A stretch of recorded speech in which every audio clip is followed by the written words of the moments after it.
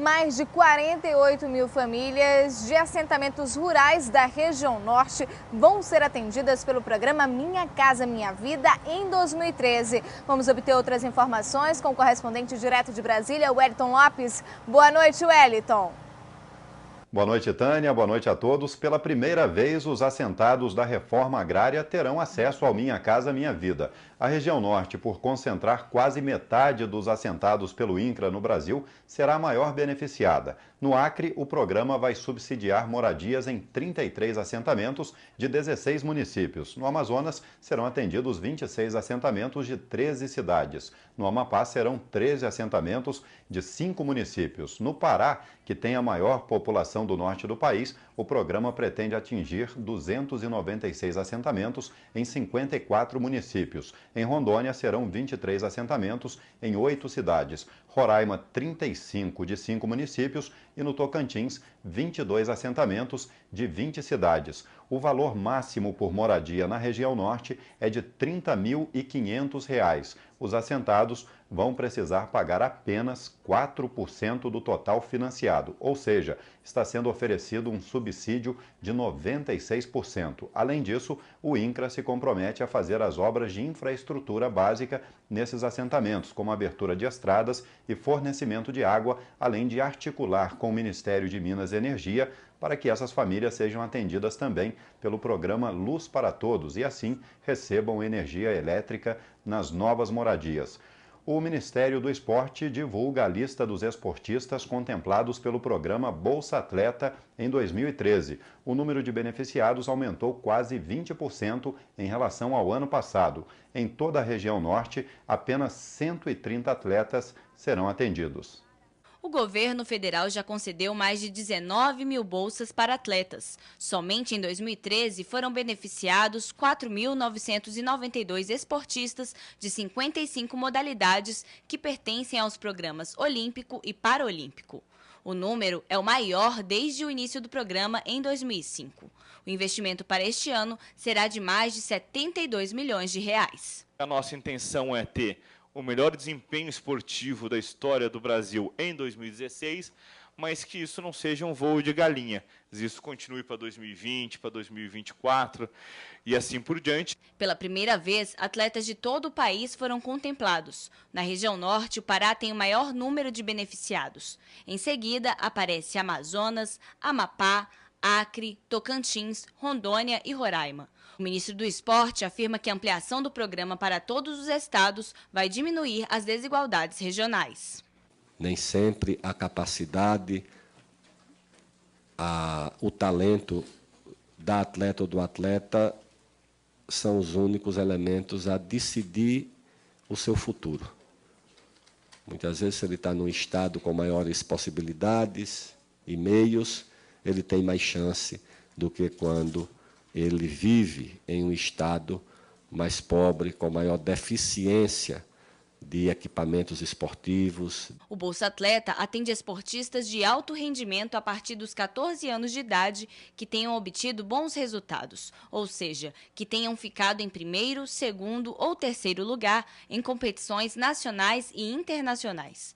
Durante um ano, o programa auxilia financeiramente os atletas. As bolsas variam de R$ 370 a R$ 3.100 por mês. Quem recebe o benefício garante que o programa é de extrema importância para conseguir um bom desempenho no esporte. Esse recurso é para ajudar nos meus treinamentos, no material que eu utilizo e na minha vida pessoal, na minha faculdade também. A Receita Federal deve divulgar no início da próxima semana, provavelmente na segunda-feira, a instrução normativa referente à entrega da declaração do Imposto de Renda à Pessoa Física de 2013.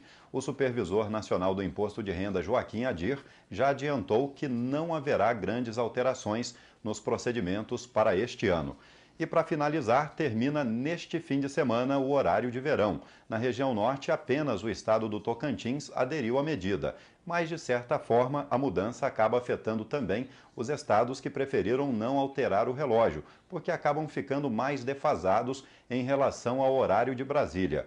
Neste momento, por exemplo, já passa das 11 da noite aqui na capital federal. Portanto, uma diferença aí de 2 horas a mais em relação a Manaus e 1 hora à frente do Amapá. A partir de domingo, quando os relógios serão atrasados em 1 hora aqui e nos estados que participam do horário de verão, a diferença para Manaus vai cair para apenas 1 hora. E a diferença para o estado do Amapá ficará novamente zerada, ou seja, Amapá e Brasília terão o mesmo horário. São esses os destaques desta sexta-feira. Uma ótima noite a todos e até a próxima semana, Tânia.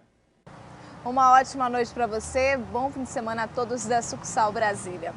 E o Detran Roraima divulga balanço das ocorrências dessa semana. Confira os detalhes.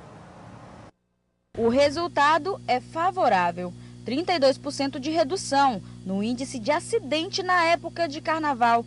Durante as ações integradas com os órgãos de segurança do estado de Roraima, 118 pessoas foram autuadas e 55 veículos foram apreendidos, entre carros e motos. Ao todo, 9 pessoas foram encaminhadas para a delegacia, sob suspeita de ingerir bebida alcoólica.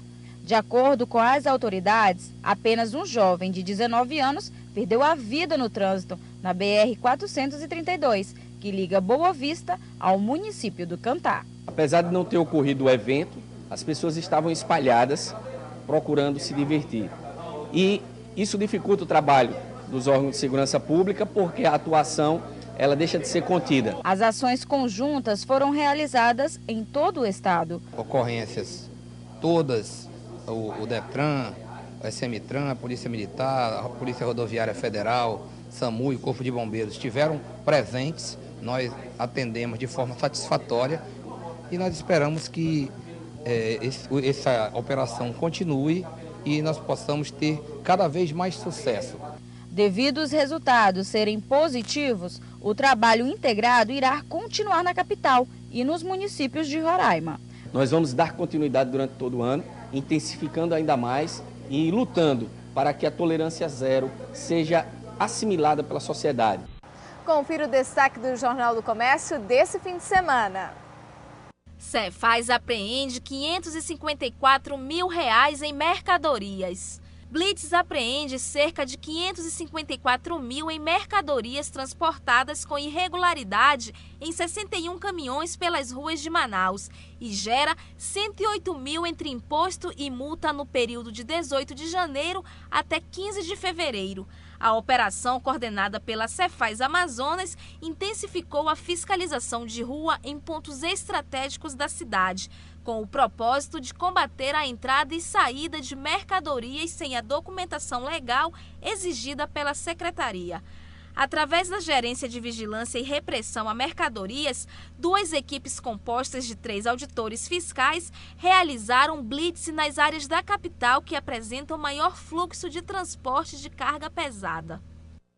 Em instantes, na série Orgulho de Ser Amazônida de hoje, conheça a história de Pedro Falabella, um amazonense com vasta experiência na vida pública. Nós voltamos já já em Manaus, são 21h21.